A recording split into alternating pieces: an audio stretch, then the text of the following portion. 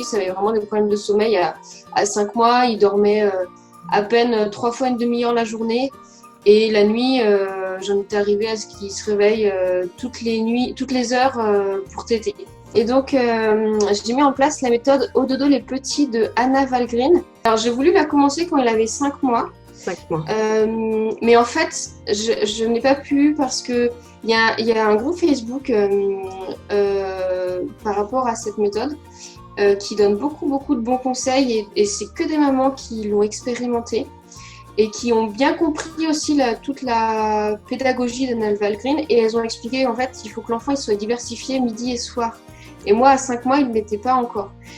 Et j'ai vraiment fait cette méthode à 7 mois. Donc déjà, à 5 mois, il y a eu un gros progrès parce qu'il faisait la nuit, il tétait toutes les 3 heures au lieu de téter toutes les heures. Bon, il n'avait pas besoin de téter autant, mais c'était quand même mieux. Et puis au niveau des siestes aussi, ça s'était un peu arrangé. Après, à 7 mois, donc une fois qu'il était bien diversifié, il faut aussi prévoir un 15 jours, au moins 15 jours, où il n'y a aucun changement dans la maison, où on ne change pas de lieu pour dormir, où on ne va pas en vacances, où il n'y a pas de famille ou d'amis qui viennent pour ne pas perturber en fait. Vraiment 2 semaines où on préserve l'environnement de l'enfant, l'environnement, on va dire, quotidien de l'enfant. Voilà, donc j'ai commencé à 7 mois.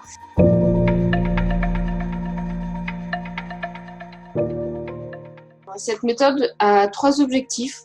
Donc elle consiste à calmer l'enfant, c'est-à-dire le fait de bercer l'enfant dans son lit au moyen de petits mouvements. Donc, après, le deuxième objectif qui est très important, c'est le sécuriser. Parce qu'en fait, l'enfant a l'impression que son lit est un endroit dangereux. Et d'ailleurs, c'est un peu le message qu'on lui envoie involontairement quand on prend l'enfant de son lit à chaque fois qu'il pleure. On se dit « Ah, je le prends, je le berce un petit peu, je le recouche ». Eh bien non, en fait, on envoie inconsciemment le message que son lit est un endroit dangereux. Donc le sécuriser, c'est par une phrase, toujours la même, une petite phrase, faut qu'elle tienne on va dire en 4 syllabes, quelque chose de très rapide et scandé. Par exemple, ça peut être bonne nuit, fais dodo, ou bonne nuit, je t'aime, ou une autre petite phrase pour lui dire qu'en fait, il est en sécurité dans son lit, que papa et maman veillent sur lui. Donc le troisième objectif, c'est de lui donner le plaisir d'être dans son lit et de dormir. C'est-à-dire pendant 10 minutes, prendre un temps avec son enfant. Alors le mieux, c'est qu'il soit dans son lit, comme ça, il associe son lit à ce moment de détente et de plaisir. Et donc le faire rire dans son lit, alors par tous les moyens. Ça peut être des chatouilles, ça peut être des grimaces, ça peut être des cachets coucou, ça peut être... enfin, tout ce qu'on peut inventer pour l'enfant.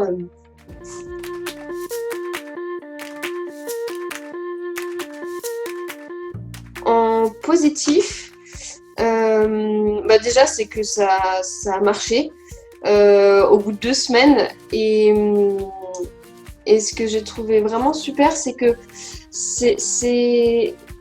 ça donne vraiment des clés c'est plein de bon sens et ça répond, je trouve, vraiment bien aux besoins de l'enfant, aux besoins de sécurité, aux besoins de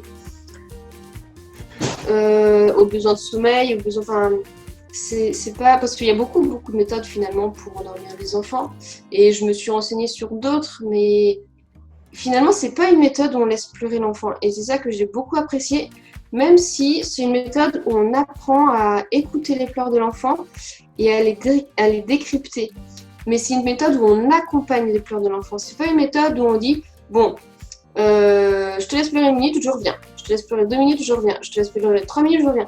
Ça, c'est quelque chose qui est mathématique et qui est fondé sur aucune, je trouve, science ni affective, ni neuropsychologique. Ça, je trouve, cette méthode-là, j'ai trouvé que c'était vraiment adapté aux enfants et à la personne humaine, quoi. On apprend aussi dans cette méthode à analyser ce que provoque en nous les pleurs de l'enfant. Parce qu'elle dit, pendant tout le temps que vous faites la méthode, vous notez. Vous notez non seulement les réveils, ce que vous avez fait, et ce que ça vous a fait. Et ça, c'est vraiment important parce que on arrive à comprendre ce qui se passe en nous et finalement, ça nous révèle aussi nos peurs, des angoisses, des choses qui sont mal réglées chez nous et que l'enfant ressent. Mais sauf que c'est notre problème, c'est pas celui de l'enfant. Et donc, ça suppose aussi, si on va aller plus loin, de faire un travail sur soi pour nous aider et puis par effet de cause à effet d'aider l'enfant finalement. Donc ça, j'ai trouvé vraiment important.